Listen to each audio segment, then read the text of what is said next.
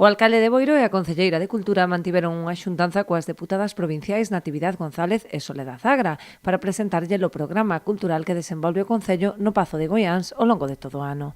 O obxectivo é buscar liñas de colaboración que permitan o financiamento de algunhas das actividades en favor da dinamización cultural e turística de toda a comarca. Para nós o Pazo de Goiáns é o buque insignia non só a nivel turístico, senón a nivel cultural.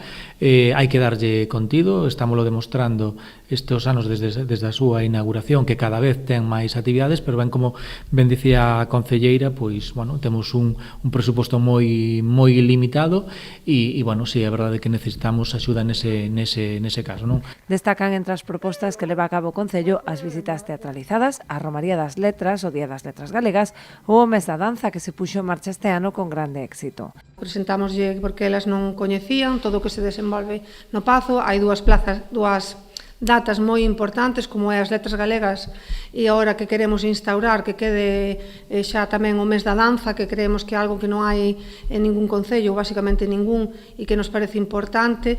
Esas dúas datas que son moi importantes porque moven moitas persoas polo Pazo de Goiáns, algún tipo de axuda, de convenio, e invitalas, como non, a coñecer o Pazo de Goiáns.